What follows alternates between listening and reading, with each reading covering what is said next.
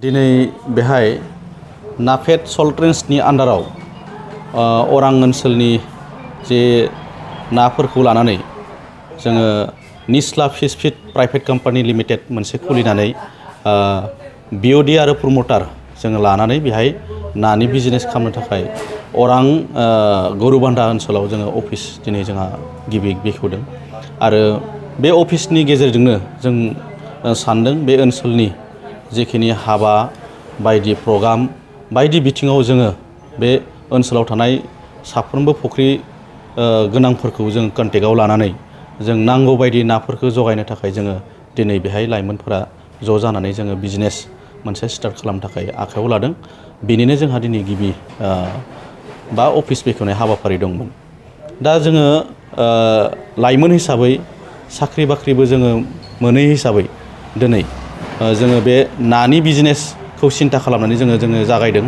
मानो होनबा जों नुबाय गोबां जोंनि ओनसोलाव बायजोनिफ्राय ना फैयो आरो बे बायजोनि नाखौनो जोङो बायनानै बायदि हाबा गांखनफोराव जोङो बाहायो। दा बेहाय जों सार्भेनि गेजेरजों नुनो मोन्दों जोंनि ओनसोलाव गोबांखिनि फुख्रि दङ, गोबांखिनि ना दङ, गिदिर गिदिर ना दङ, फिसा ना दङ, बायदि रोखोमनि नाफोरखौ जोङो मोननो हायो। दा बै नाफोरखौ जोङो बोरै एसे बिजनेस लेभेलफोराव लांनानै जोंबो स्वाबलम्बी जानायजों लोगोसे फुख्रि थानाय बिथांमोनाबो बोरै बिथांमोना बिजनेसआव लोगो लाफानानै बिथांमोना ना फिनायनि परिबेकफोरखौ मोजांसिन मोनो। बे सिन्था धारानि गेजेरजों दिनै जोङो अरांनि गुरुबान्धा एबा ओनसोलाव जोङो अफिस गायसननानै ना फाननायनि स्टार्टिंखौ जोङो खालामजेननो थाखाय जोङो गिबि आखाइ लाबाय।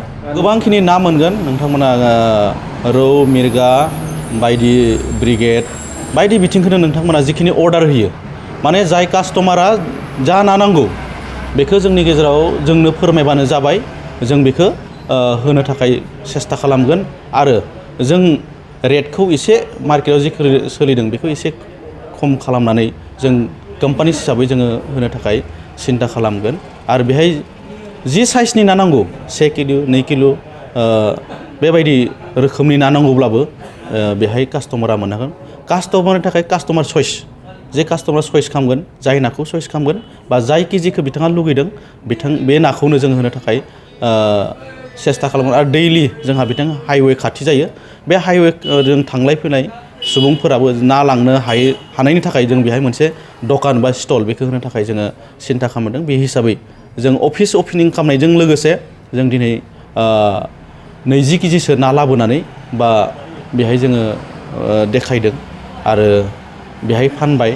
जों बेखौ मोनसे जोंनि स्टार्टिंनि गेजेरजों जोङो बेखौ आखायाव लाबाय। आरो आं बेखौनो खावलायबावनो लुगैदों नोंथांमोननि मिडियानि गेजेरजों, जाय माने बे ओनसोलनि जों लोगोसे गुबुन ओनसोलनिफ्रायबो जे ना लुगैयोब्ला जोंजों डाइरेक्ट कन्टेक्ट खालामनांगौ। अब्ला जोङो जोंनि लाइमोनफोरनि जे सिन्था धारा बेखौ जोङो गोजौ मोनसे फारसे लांनो हागोन। बायनाय आरो फाननायजों लोगोसे जों बेयाव मोनसे सिन्था धाराबो खालामना दोनबावदों जे फुख्रि गोनां बिथांमोननो जोङो आदार बेखौ जोंनि अफिसनिफ्राय लांनो हागोन। बिथांमोना जाय माने नानो आदार नांगौ बिथांमोना जोंनि अफिसनिफ्राय लांनांगोन, जों बेखौ एभेलेबेल खालामगोन। बेजों लोगोसे जे ना फिसा, ना फुवान होनाय बेखौबो जोङो सम जिखिनि मोनसे दैज्लां हाबजेननाय समाव नांगौ जायो बेखौ जोङो बै फुख्रि अनारफोरनो, फुख्रि मालिकफोरनो जोङो होनो थाखाय जोङो थि खालामनांदों। जे टटेलि ना जोथोन लानाय, ओमफ्राय बेहाय जोंजों माखासे सरकारि अफिसारफ्रा फिसारि डिपार्टमेन्टनिफ्राय जों जगाजग जादों।